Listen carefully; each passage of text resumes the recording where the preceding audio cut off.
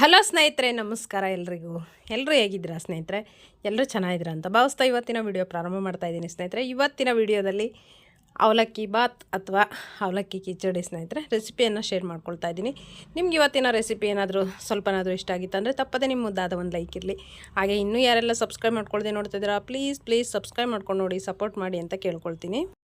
ಮೊದಲಿಗೆ ಸ್ನೇಹಿತರೆ ಒಂದು ಟೊಮೊಟೊ, ಒಂದು ಈರುಳ್ಳಿ, ಹಾಗೆ ಒಂದು 3-4 ಹಸಿಮೆಣಸಿಕಾಯಿ, ಒಂದು ದಪ್ಪ ಮೆಣಸಿಕಾಯಿ ಇವನ್ನು ಇಷ್ಟನ್ನು ಕಟ್ ಮಾಡಿ ಇಟ್ಕೊಂಡಿದ್ದೀನಿ. ಹಾಗೆಯೇ ಒಂದು ಅರ್ಧ ಕಪ್ಪಷ್ಟು ತೆಂಗಿನಕಾಯಿ ತುರಿ, ಹೆಸರು ಬೇಳೆಯನ್ನು ಒಂದು 3/4 ಕಪ್ಪಷ್ಟು ಚೆನ್ನಾಗಿ ತೊಳೆದ್ಬಿಟ್ಟು ನೆನೆಸಿ ಈ ರೀತಿಯಾಗಿ ಇಟ್ಕೊಂಡಿದ್ದೀನಿ ಸ್ನೇಹಿತರೆ. ಹಾಗೆಯೇ ಅವಲಕ್ಕಿ ಮಾಡೋ ಟೈಮಿಗೆ ತೋರಿಸ್ತೀನಿ ಸ್ನೇಹಿತರೆ. ನೀವು ಕ್ವಾಂಟಿಟಿ ಬೇಕಂದರೆ ಒಂದು ಅರ್ಧ ಕಪ್ ಹೆಸರು ಬೇಳೆಗೆ 1 ಕಪ್ಪಷ್ಟು ಅವಲಕ್ಕಿಯನ್ನು ಹಾಕಿಬಿಟ್ಟು ಮಾಡಿ ನೋಡಿ ಸ್ನೇಹಿತರೆ. ನಿಮಗೆ ರುಚಿ ಚೆನ್ನಾಗಿ ಬಂತಂದರೆ ನೆಕ್ಸ್ಟು ಹೆಚ್ಚಿಗೆ ಕ್ವಾಂಟಿಟಿಯಲ್ಲಿ ಮಾಡ್ಕೊಳ್ಬೋದು ಸ್ನೇಹಿತರೆ. ಹೇಗೆ ಮಾಡೋದಂತೇಳಿ ನೋಡ್ಕೊಂಬನ್ನಿ. 1 ಸ್ಪೂನ್ ಎಣ್ಣೆಯನ್ನು ಸೇರಿಸ್ಕೊಳ್ತಾ ಇದ್ದೀನಿ. ನೀವು ಬೇಕಂದರೆ ಎಣ್ಣೆ ಬದಲಾಗಿ ತುಪ್ಪ ಬೇಕಂದ್ರೂ ಸೇರಿಸ್ಕೊಳ್ಬೋದು. ಸ್ವಲ್ಪ ಸಾಸಿವೆ, ಜೀರಿಗೆ, ಉದ್ದಿನಬೇಳೆ ಹಾಕ್ಕೊಂಡಿದ್ದೀನಿ ಸ್ನೇಹಿತರೆ. ಇದಕ್ಕೆ ಸ್ವಲ್ಪ ಕಡಲೆಕಾಯಿ ಬೀಜ, ಯಾಕಂದರೆ ಮಕ್ಕಳಿಗೆ ಚೆನ್ನಾಗಿ ತಿನ್ನಬೇಕಾದ್ರೆ ಚೆನ್ನಾಗಿ ಖುಷಿ ಅನಿಸುತ್ತೆ. ಶೇಂಗಾ ಬೀಜ ಮಧ್ಯದಲ್ಲಿ ಸಿಗ್ತಾ ಇರುತ್ತಲ್ಲ, ಅದಕ್ಕೆ ಸ್ವಲ್ಪ ಸೇರಿಸ್ಕೊಂಡಿದ್ದೀನಿ. ನೀವು ಬೇಡ ಅಂದರೆ ಸ್ಕಿಪ್ ಮಾಡ್ಕೊಳ್ಬೋದು. ಸ್ವಲ್ಪ ಕರಿಬೇವು ಸೇರಿಸ್ಕೊಂಡಿದ್ದೀನಿ. ಈಗ ನೋಡಿ, ಇದು ಚೆನ್ನಾಗಿ ಫ್ರೈ ಆಗಿದೆ ಸ್ನೇಹಿತರೆ, ಶೇಂಗಾ ಬೀಜ ಎಲ್ಲ. ಈಗ ಇದಕ್ಕೆ ಈರುಳ್ಳಿ ಹಾಗೂ ಹಸಿಮೆಣಸಿಕಾಯಿ ಸೇರಿಸ್ಕೊಳ್ತಾ ಇದ್ದೀನಿ. ಇದನ್ನು ಚೆನ್ನಾಗಿ ಫ್ರೈ ಮಾಡ್ಕೊಳ್ಳೋಣ.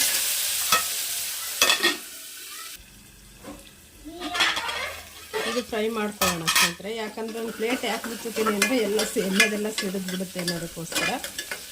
ಈಗ ಇದು ನೋಡಿ ಇಷ್ಟು ಫ್ರೈ ಆಗಿದೆ. ಕಡಲೆಕಾಳು ಸ್ನೇಹಿತರೆ ಸ್ವಲ್ಪ ಮೊಳಕೆ ಬಂದಿದೆ, ಚೆನ್ನಾಗಿರುತ್ತೆ. ಇದೆಲ್ಲ ಆರೋಗ್ಯ ದೃಷ್ಟಿಯಿಂದ ಒಳ್ಳೆಯದಲ್ಲ, ಅದಕ್ಕೋಸ್ಕರ ಸೇರಿಸ್ಕೊಳ್ತಾ ಇದ್ದೀನಿ. ಇದ್ರ ಬದಲಿಗೆ ನೀವು ಬೇಡ ಅಂತಂದರೆ ಬಟಾಣಿ ಕಾಳನ್ನು ಸೇರಿಸ್ಕೊಳ್ಬೋದು, ಚೆನ್ನಾಗಿರುತ್ತೆ ಸ್ನೇಹಿತರೆ. ಇಷ್ಟ ಆಗುತ್ತೆ ಮಕ್ಕಳಿಗೆ. ನಮಗೆ ಬಂದ್ಬಿಟ್ಟು ಸ್ವಲ್ಪ ಕಡಲೆಕಾಳು ಹೆಚ್ಚಿಗೆ ಇಷ್ಟ, ಹಾಗಾಗಿ ಕಡಲೆಕಾಳನ್ನೇ ಸೇರಿಸ್ಕೊಂಡಿದ್ದೀನಿ ಸ್ನೇಹಿತರೆ. ಇದು ಸ್ವಲ್ಪ ಚೆನ್ನಾಗಿ ಫ್ರೈ ಆಗಲಿ, 1-2 ನಿಮಿಷ.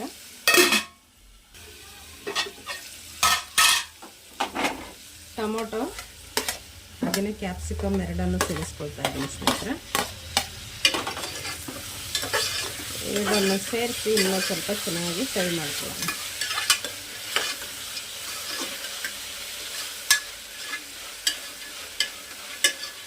ಸ್ವಲ್ಪ ಫ್ರೈ ಆಗಲಿ ಇದನ್ನು ಅಷ್ಟೇ. ಟೊಮೊಟೊ ಎಲ್ಲ ಚೆನ್ನಾಗಿ, ಕ್ಯಾಪ್ಸಿಕಮ್ ಏನು ಬೇಗ ಫ್ರೈ ಆಗಿಬಿಡುತ್ತೆ. 1-2 ನಿಮಿಷ ಸ್ನೇಹಿತರೆ. ಅವಲಕ್ಕಿ ಇದು ಫ್ರೈ ಆಗೋ ಅಷ್ಟರಲ್ಲಿ ಅವಲಕ್ಕಿನ 1-2 ಸಲ ತೊಳ್ಕೊಳ್ಳೋಣ ಸ್ನೇಹಿತರೆ. ಅಷ್ಟರಲ್ಲಿ ಇದಾಗ್ಬಿಡುತ್ತೆ. 1-2 ಕಪ್ ಹಾಕ್ಕೊಳ್ತಿದ್ದೀನಿ ನಾನು.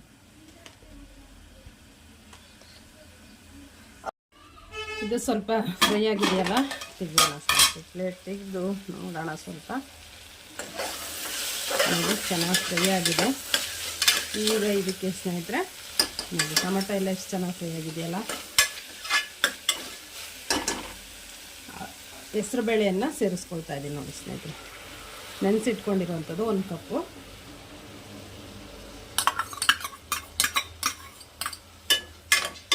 ಇದನ್ನು ಅಷ್ಟೇ ಸ್ವಲ್ಪ ಚೆನ್ನಾಗಿ ಒಗ್ಗರಣೆಯಲ್ಲಿ ಬಾಡಿಸ್ಕೊಳ್ಳೋಣ ಸ್ನೇಹಿತರೆ. ಎಲ್ಲದಕ್ಕೂ ಹೊಂದ್ಕೊಳ್ಳಿ ಇದನ್ನು ಅಂತ. ಸ್ವಲ್ಪ ಫ್ರೈ ಆದರೆ ಚೆನ್ನಾಗಿರುತ್ತೆ. ನೀವು ಬೇಕಂದರೆ ಹುರಿದ್ಬಿಟ್ಟು ಸೇರಿಸ್ಕೊಳ್ತೀವಿ ಅಂದರೆ ಆ ರೀತಿಯಾಗೂ ಮಾಡ್ಕೊಳ್ಬೋದು ಸ್ನೇಹಿತರೆ. ನನಗೆ ಈ ರೀತಿಯಾಗಿಯೇ ಇಷ್ಟ ಆಗಿರುವಂಥದ್ದು, ಅದಕ್ಕೋಸ್ಕರ ಇದೇ ರೀತಿಯಾಗಿ ಮಾಡ್ತೀನಿ ಸ್ನೇಹಿತರೆ. ಇದು 1-2 ನಿಮಿಷ ಸ್ವಲ್ಪ ಕುಕ್ ಆಗಲಿ ಸ್ನೇಹಿತರೆ. ಈಗೆಲ್ಲ ಸ್ನೇಹಿತರೆ ಒಗ್ಗರಣೆ ಹಾಕಿದ್ದೀನಲ್ಲ, ಇದು 1-2 ನಿಮಿಷ ಬೇಯ್ಕೊಳ್ತಾ ಇರಲಿ. ನಂತರದಲ್ಲಿ ಅವಲಕ್ಕಿ ಸೇರಿಸೋಣ.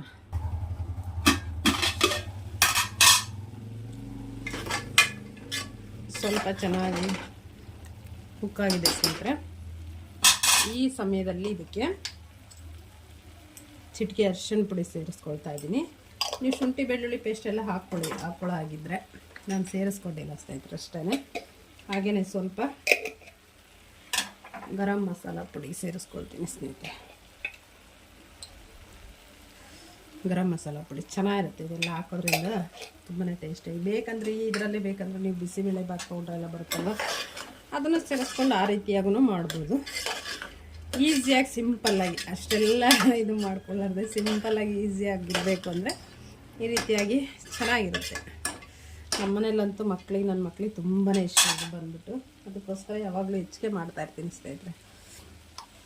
ಅವಲಕ್ಕಿ ನಾನು ನೆನೆಸಿಟ್ಕೊಂಡಿಲ್ಲ, ಒಂದು 3ರಿಂದ 4 ಸಲ ತೊಳ್ಕೊಂಡಿದ್ದೀನಿ ಸ್ನೇಹಿತರೆ. ತೊಳೆದು ಇಟ್ಕೊಂಡಿರುವಂಥದ್ದು ನೋಡಿ. ಇದು ಬಂದ್ಬಿಟ್ಟು ಸ್ವಲ್ಪ ತೆಳುವಾಗಿದೆಯಲ್ಲ ಅವಲಕ್ಕಿ.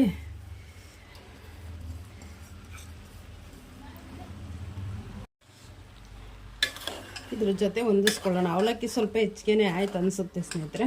ಇರಲಿ, ಇಷ್ಟಪಟ್ಟು ತಿಂತಾರೆ ಸ್ನೇಹಿತರೆ. ಯಾಕಂದರೆ ನಮ್ಮ ಮನೇಲಿ ಸ್ವಲ್ಪ ಏನು ಮಾಡಿದ್ರಂದ್ರೂ ಸ್ವಲ್ಪ ಹೆಚ್ಚಿಗೆ ಮಾಡುವಂಥದ್ದು ಸ್ನೇಹಿತರೆ. ಸ್ವಲ್ಪ ಇಷ್ಟು ಮಾಡಲ್ಲ. ಯಾಕಂದರೆ ನನ್ನ ಮಕ್ಕಳು ತಿರ್ಗಾ ಬಂದ್ಬಿಟ್ಟು ಕೊಡು ಮಮ್ಮ ಅದು ಅಂತ ಕೇಳ್ತಾ ಇರ್ತಾರೆ. ಅದಕ್ಕೋಸ್ಕರ ಸ್ವಲ್ಪ ನಾನು ಹೆಚ್ಚಿಗೆ ಮಾಡುವಂಥದ್ದು ಸ್ನೇಹಿತರೆ. ನೋಡಿ, ಈ ರೀತಿಯಾಗಿ ಎಲ್ಲ ಹೊಂದಿಸ್ಕೊಂಡು ನಂತರದಲ್ಲಿ ತೆಂಗಿನಕಾಯಿ ತುರಿ ಫ್ರೆಶ್ ಆಗಿರುವಂಥದ್ದು ಸ್ನೇಹಿತರೆ. ಎಷ್ಟು ಫ್ರೆಶ್ ಆಗಿದೆ ಅಂದರೆ ತುಂಬಾ ಫ್ರೆಶ್ ಆಗಿದೆ ನೋಡಿ. ಇದನ್ನು ಎಲ್ಲದನ್ನು ಒಂದು ಸಲ ಹೊಂದಿಸ್ಕೊಳ್ಳೋಣ ಸ್ನೇಹಿತರೆ.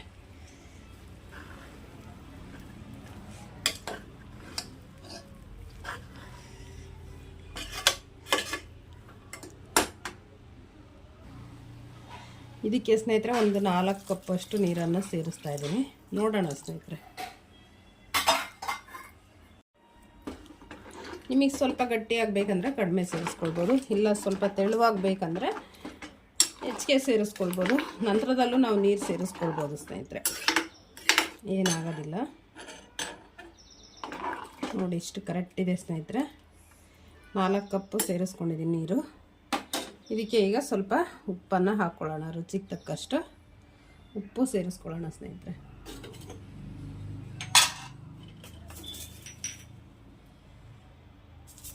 ಉಪ್ಪು ಸ್ನೇಹಿತರೆ.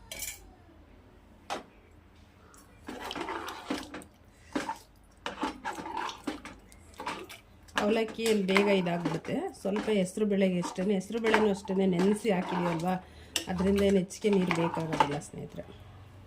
ಇನ್ನೊಂದು ಸ್ವಲ್ಪ ನೀರು ಸೇರಿಸ್ಕೊಳ್ಬೋದು. ನಾನು ಇನ್ನೊಂದು ಸ್ವಲ್ಪ ಸೇರಿಸ್ಕೊಳ್ತೀನಿ ಸ್ನೇಹಿತರೆ. ಗಟ್ಟಿ ಬಂತಂದರೆ ಬೇಕಂದರೆ ಬಿಸಿ ನೀರನ್ನು ಕಾಯಿಸಿ ನಾವು ಹಾಕ್ಕೊಳ್ಬೋದು. ನೋಡಿ, ಇಷ್ಟಿದೆ. ಈಗ ಇದು ಕರೆಕ್ಟ್ ಇದೆ ಸ್ನೇಹಿತರೆ.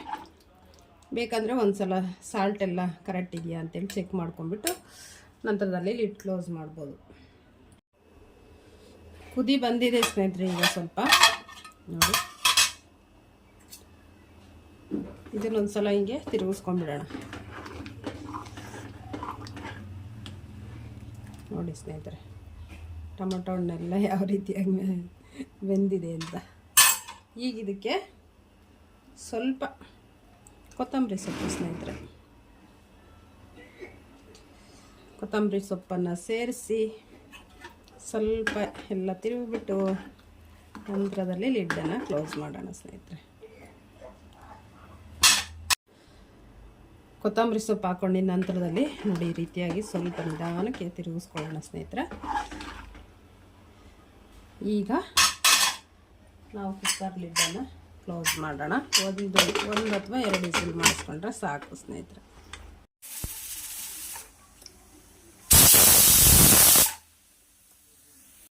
ಈ ಥರ ಕಿಚಡಿ ಅಥವಾ ಬಾತ್ ಈ ರೀತಿಯ ಇದ್ದಾಗ ಸ್ನೇಹಿತರೆ, ಇದಕ್ಕೆ ಕಾಂಬಿನೇಷನ್ ಬಂದುಬಿಟ್ಟು ತೆಂಗಿನಕಾಯಿ ಚಟ್ನಿ ಸ್ನೇಹಿತರೆ. ಚಟ್ನಿ ಇದ್ಬಿಟ್ರೆ ತುಂಬಾ ಚೆನ್ನಾಗಿರುತ್ತೆ. ಅದಕ್ಕೋಸ್ಕರ ನಾನು ತೆಂಗಿನಕಾಯಿ ಚಟ್ನಿ ಮಾಡ್ಕೊಳ್ತಾ ಇದ್ದೀನಿ. ಮೊದಲಿಗೆ ಇಲ್ಲಿ 1/4 ಕಪ್ಪಷ್ಟು ತೆಂಗಿನಕಾಯಿ ತುರಿ ಇಟ್ಕೊಂಡಿದ್ದೀನಿ. ಅದಕ್ಕೆ ಸ್ವಲ್ಪ 1 2ರಿಂದ 3 ಹಸಿಮೆಣಸಿಕಾಯಿ. ನಾನು ಹಸಿಮೆಣಸಿಕಾಯಿನ ಹುರ್ಕೊಂಡಿಲ್ಲ, ಹಾಗೆ ಹಾಕ್ಕೊಂಡಿದ್ದೀನಿ. ಆ ನಂತರದಲ್ಲಿ 1 3 ಎಸಳು ಬೆಳ್ಳುಳ್ಳಿ, ಸ್ವಲ್ಪ ಹುಣಸೆಹಣ್ಣು, ಹಾಗೆಯೇ ಫ್ರೆಶ್ ಆಗಿರುವಂಥ ಕರಿಬೇವು, ಹಾಗೆ ಸ್ವಲ್ಪ ಕೊತ್ತಂಬರಿ ಸೊಪ್ಪು, 1 2 ಸ್ಪೂನಷ್ಟು ಕಡಲೆ, ಹಾಗೆಯೇ 1 ಅರ್ಧ ಸ್ಪೂನಷ್ಟು ಜೀರಿಗೆ ಸ್ನೇಹಿತರೆ. ಮೊದಲಿಗೆ ಒಂದು ಮಿಕ್ಸಿ ಜಾರ್ ತೊಗೊಂಡು ಅದಕ್ಕೆ ತೆಂಗಿನಕಾಯಿ ತುರಿ ಹಾಕ್ಕೊಂಡು ಹಸಿಮೆಣಸಿಕಾಯಿ, ಕೊತ್ತಂಬರಿ ಸೊಪ್ಪು, ಬೆಳ್ಳುಳ್ಳಿ ಇದೆಲ್ಲ ಇತ್ತಲ್ಲ ಸೇರಿಸ್ಕೊಂಡು ಕಡಲೆ ಸೇರಿಸ್ಕೊಳ್ತಾ ಇದ್ದೀನಿ. ಈಗ ನಂತರದಲ್ಲಿ ಜೀರಿಗೆ ಸೇರಿಸ್ಕೊಳ್ತಾ ಇದ್ದೀನಿ ಸ್ನೇಹಿತರೆ. ಜೀರಿಗೆ ಆಗಿದ ನಂತರದಲ್ಲಿ ಉಪ್ಪು, ರುಚಿಗೆ ತಕ್ಕಷ್ಟು ಉಪ್ಪನ್ನು ಸೇರಿಸಿ ಸ್ವಲ್ಪ ನೀರನ್ನು ಸೇರಿಸಿ ನಾವು ರುಬ್ಕೊಳ್ಬೇಕು. ರುಬ್ಕೊಂಡಿದ್ದ ನಂತರದಲ್ಲಿ ಇನ್ನೂ ಸ್ವಲ್ಪ ನಮಗೇನಾದರೂ ನೀರು ಬೇಕಂತಂದರೆ ನಾವು ಸೇರಿಸ್ಕೊಳ್ಬೋದು. ಆದರೆ ರುಬ್ಬಿದೆಲ್ಲ ಇರುತ್ತಲ್ವ ಜಾರೆಲ್ಲ, ಅದರಲ್ಲೆಲ್ಲ ಚಟ್ನಿ ಆಗಿರುತ್ತಲ್ವ, ಅದಕ್ಕೆ ಸ್ವಲ್ಪ ನೀರು ಸೇರಿಸ್ಬಿಟ್ಟು ನಾವು ಕಲಿಸ್ಕೊಳ್ಬೋದು, ಚೆನ್ನಾಗಿರುತ್ತೆ. ಚಟ್ನಿ ನೋಡಿ ಈ ರೀತಿಯಾಗಿ ಬಂದಿದೆ ಸ್ನೇಹಿತರೆ. ಇದನ್ನು ಈಗ ಒಂದು ಬಟ್ಲಲ್ಲಿ ತೆಗೆದಿಟ್ಕೊಂಡು ಒಂದು ಒಗ್ಗರಣೆ ಮಾಡ್ಕೊಳ್ತೀನಿ ಸ್ನೇಹಿತರೆ. ತುಂಬಾ ಚೆನ್ನಾಗಿರುತ್ತೆ ಈ ಚಟ್ನಿ ಬಂದುಬಿಟ್ಟು. ತೆಂಗಿನಕಾಯಿ ಚಟ್ನಿ ಎಲ್ಲದಕ್ಕೂ ಕಾಂಬಿನೇಷನ್ ಚೆನ್ನಾಗಿ ಬರ್ತಾ ಇರುತ್ತೆ ಸ್ನೇಹಿತರೆ. ಅಕ್ಕಿ ರೊಟ್ಟಿಗಂತೂ ಮಾಡಿಸಿದಂಥ ಕಾಂಬಿನೇಷನ್ನು. ಈಗ ಒಗ್ಗರಣೆ ಹಾಕ್ಕೊಳ್ಳೋಣ ಬನ್ನಿ. ನಾನು ಚಟ್ನಿ ಎಲ್ಲ ಒಂದು ಬಟ್ಲಿಗೆ ಈ ರೀತಿಯಾಗಿ ಹಾಕಿಟ್ಕೊಂಡಿದ್ದೀನಿ ಸ್ನೇಹಿತರೆ. ನೀರನ್ನು ಸೇರಿಸಿಲ್ಲ, ಬೇಕಂದ್ರೆ ನಾವು ಸರ್ವ್ ಮಾಡೋ ಟೈಮಿಗೆ ನೀರು ಬೇಕಂದರೆ ಸೇರಿಸ್ಕೊಳ್ಬೋದು. ಈಗ ಈ ರೀತಿಯಾಗಿ ಗಟ್ಟಿ ಚಟ್ನಿ ಬಂದಿದೆ ನೋಡಿ ಸ್ನೇಹಿತರೆ. ಇದಕ್ಕೆ ಒಂದು ನಾವು ಒಗ್ಗರಣೆಯನ್ನು ಹಾಕ್ಕೊಳ್ಬೇಕಲ್ವಾ. ಒಗ್ಗರಣೆಗೋಸ್ಕರ ಸ್ಟವ್ ಮೇಲೆ ಒಂದು ಒಗ್ಗರಣೆ ಸೌಟನ್ನು ಇಟ್ಟು ಅದಕ್ಕೆ ಒಂದು ಸ್ಪೂನ್ ಎಣ್ಣೆಯನ್ನು ಸೇರಿಸಿದ್ದೀನಿ ಸ್ನೇಹಿತರೆ. ಅದಕ್ಕೆ ಎಣ್ಣೆ ಬಿಸಿ ಆಗಿದ ನಂತರದಲ್ಲಿ ಸಾಸಿವೆ, ಸ್ವಲ್ಪ ಒಂದು ಅರ್ಧ ಸ್ಪೂನಷ್ಟು ಸಾಸಿವೆ, ಒಂದು ಜೀರಿಗೆ, ಹಾಗೆಯೇ ಒಂದು ಅರ್ಧ ಸ್ಪೂನಷ್ಟು ಉದ್ದಿನಬೇಳೆ, ಒಂದೆರಡು ಒಣ ಮೆಣಸಿಕಾಯಿ ಸ್ನೇಹಿತರೆ. ಬ್ಯಾಡಗಿ ಮೆಣಸಿಕಾಯಿ ಆದರೂ ಹಾಕ್ಕೊಳ್ಬೋದು, ಇಲ್ಲ ಖಾರದ ಮೆಣಸಿಕಾಯಿ ಆದರೂ ಹಾಕ್ಕೊಳ್ಬೋದು, ಯಾವುದಾದ್ರೂ ನಡೆಯುತ್ತೆ, ಇದೇ ಬೇಕಂತ ಇಲ್ಲ. ಅದಕ್ಕೆ ಅದು ಸ್ವಲ್ಪ ಚಟಪಟ ಸಿಡಿದಿದ್ದ ನಂತರದಲ್ಲಿ ಬೇಕಂದರೆ ನೀವು ಹಿಂಗೆ ಉಪಯೋಗಿಸುವಂಥವ್ರು ಖಂಡಿತವಾಗ್ಲೂ ಹಿಂಗನ್ನು ಸೇರಿಸ್ಬೋದು ಸ್ನೇಹಿತರೆ. ಅದಂತೂ ತುಂಬಾ ರುಚಿ ಕೊಡುತ್ತೆ, ಆರೋಗ್ಯಕ್ಕೂ ತುಂಬಾ ಒಳ್ಳೆಯದು ಹಿಂಗೆ ಬಂದುಬಿಟ್ಟು. ಅದಕ್ಕೋಸ್ಕರ ಸೇರಿಸ್ಕೊಂಡು ನಂತರದಲ್ಲಿ ನಾವೇನು ಚಟ್ನಿಯನ್ನು ಇಟ್ಕೊಂಡಿರ್ತೀವಲ್ವ ಬಟ್ಲಲ್ಲಿ, ಅದಕ್ಕೆ ಸೇರಿಸ್ಕೊಂಡು ಬಿಡಬೇಕು. ಸೇರಿಸ್ಕೊಂಡು ನಾವು ಕಲಿಸ್ಕೊಳ್ಳೋ ಆಗಿತ್ತಂದರೆ ಖಂಡಿತವಾಗ್ಲೂ ಕಲಿಸ್ಕೊಳ್ಬೋದು. ಊಟ ಮುಗ್ಗೆ ಏನಂದರೆ ಕೊಡೋ ಟೈಮಿಗೆ, ಸರ್ವ್ ಮಾಡೋ ಟೈಮಿಗೆ ಕಲಿಸ್ಕೊಳ್ಳೇಬೇಕಲ್ವಾ. ಎಲ್ಲದನ್ನು ಚೆನ್ನಾಗಿ ಕಲಿಸ್ಕೊಂಡ್ಬಿಟ್ಟು ನಾವು ಅಷ್ಟರಲ್ಲಿ ಕಿಚಡಿನೇ ರೆಡಿಯಾಗಿರುತ್ತೆ ಅಲ್ವಾ, ಅದನ್ನು ಸೇರಿಸ್ಬಿಟ್ಟು ನಾವು ಕೊಟ್ವಿ ಅಂದರೆ ತುಂಬಾ ಇಷ್ಟಪಟ್ಟು ತಿಂತಾರೆ.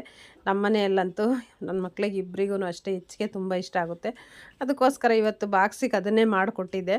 ಅದಕ್ಕೋಸ್ಕರ ನಿಮ್ಮ ಜೊತೆ ಶೇರ್ ಮಾಡ್ಕೊಳ್ಳೋಣ ಅಂತೇಳಿ ಶೇರ್ ಮಾಡ್ಕೊಂಡಿದ್ದೀನಿ.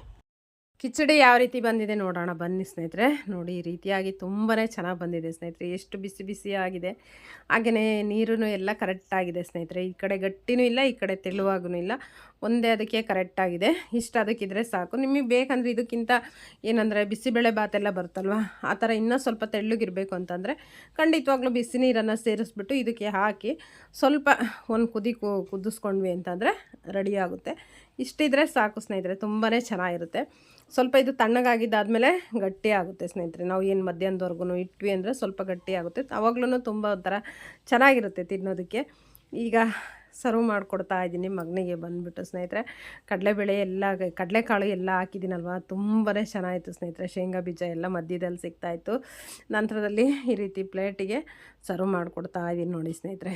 ಬಿಸಿ ಬಿಸಿಯಾಗಿ ನಾನು ಚಿಕ್ಕವನಂದರೆ ಆಗೋವರೆಗೂ ಮಧ್ಯೆ ಮಧ್ಯೆ ನಿಮ್ಗೆ ಅಲ್ಲಲ್ಲಿ ವಾಯ್ಸ್ ಕೇಳಿಸಿದೆ ನೋಡಿ, ಬೇಕಂದ್ರೆ ಒಂದು ನಿಧಾನ್ಸಾಗೆ ಇಲ್ಲ ಸ್ನೇಹಿತರೆ. ಅಮ್ಮ ಆಯಿತಾ ಹಾಕ್ಕೊಡು ಅಂಥೇಳಿ. ಯಾಕಂದ್ರೆ ಅವನಿಗೆ ತೆಂಗಿನಕಾಯಿ ಚಟ್ನಿ ಇತ್ತಲ್ವ, ಹಾಗಾಗಿ ತುಂಬಾ ಅವನಿಗಿಷ್ಟ.